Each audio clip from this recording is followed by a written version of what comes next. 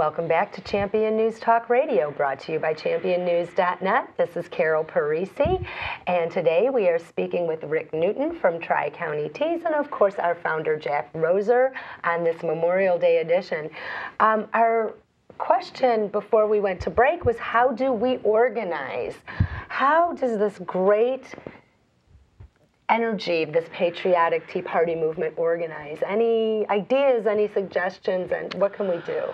Well, maybe it's, I'm not sure if I heard Jack's question with the intent that he had in mind, but as far as how do we organize to accomplish the things that we need to do? And I think, so I hear it as part of it's organizational, an issue, and there is some, certainly within the state, and there's a good network and it's primarily, I think, a communication network that's made available.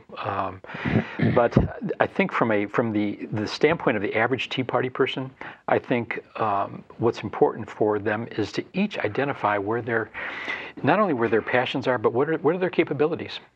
And if it's not capabilities, where are opportunities to kind of step out of that proverbial box and step into something else that really tests your commitment, and yet is a little uncertain. And I don't think there's so many of us that are in the movement that never would have found ourselves, speaking in front of crowds and doing interviews and talking to journalists. That never happened 2 years ago. Yeah. It's remarkable to see people stand up and talk and make sense and be sincere. Yeah. It's just wonderful. I think it's all at the same time. Many of these politicians have been throwing smoke at us and pretending to help us. What really gets me about the Tea Party movement is they have taken themselves right back to our founders, and in each in our own way is talking about responsibility and freedom and what they can do, too much government, all of these things, too many regulations, too many taxes, too much debt. There's way too much of all of the wrong stuff in what these politicians have given us. Well, and I think that's what it is. I think the folks that are actually stepping outside of the box and doing things that they never thought that they would be doing, they have myself to included, it's beyond an individual person.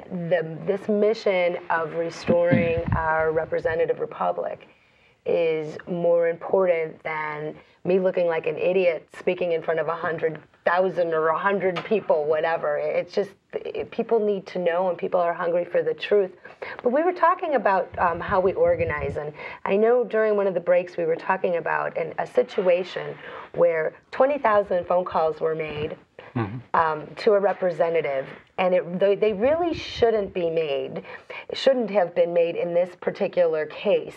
Right. Could you explain a little bit about that, and how could this grassroots movement do better and continually move in the good direction and not make themselves be, inconsequential by doing foolish things? I think like any other organization, any other movement, I think the Tea Party movement certainly has learned a lot and will continue to learn a lot as they get involved, and they're finding themselves, as they find themselves in new waters. There's times when we misstep. But I think most people are not ashamed to admit that and move past it. But specifically to what you're alluding to, there was a situation yesterday. It had to do with the state pension reform bills. There's one, I think it's House Bill 512 and Senate Wednesday, you mean? It was Wednesday. Yeah. It was Wednesday. House Bill 149 and Senate Bill 512. And there was a series of emails that came out in the morning asking people within the Tea Party movement to make contact with their own representatives and senators to find out where they stood, and if they were not in support of the pension reform, to find out why not and see what they could do to change their minds. It also identified a few people who were on the fence. And one of them was, I don't know if we want to talk about specifically who it was, but there's a representative in one of the collar counties who was specifically identified.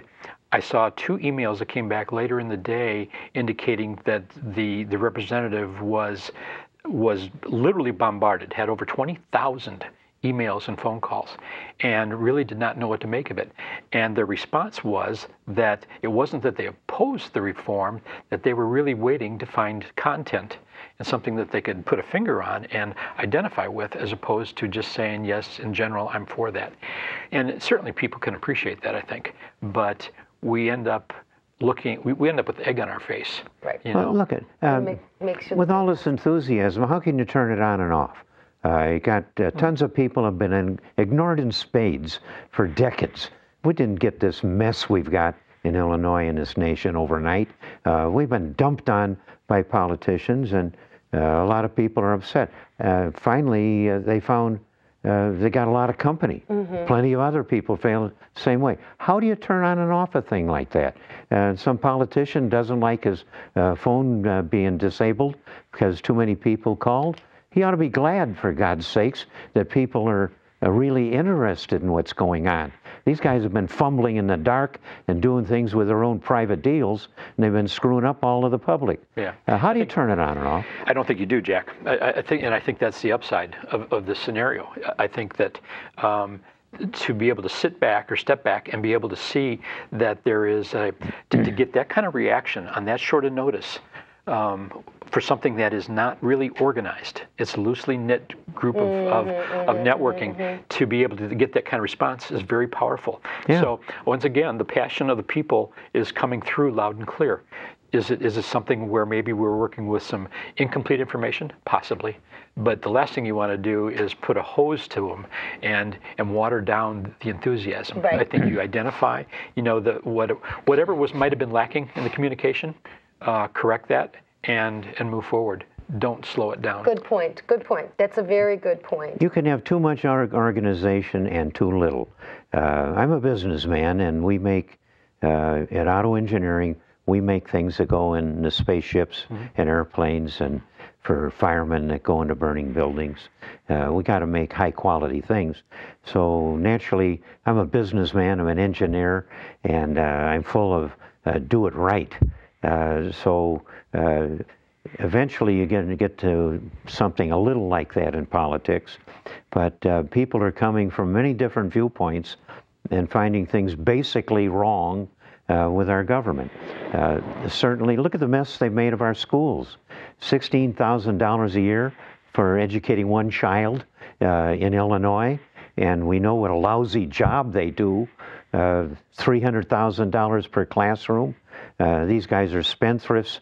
That isn't for the kids, although the kids are absolutely necessary in education. They're the excuse for all of these highly paid politicians that are running the school system.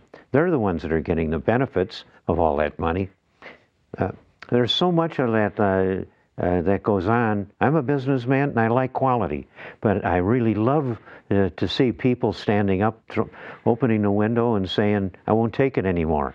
The next step is real organization, and that's what's got to come out of the Tea Party group that you're in and the others. We have to meet and talk rationally and decide what our goals really are and how we're going to win politically.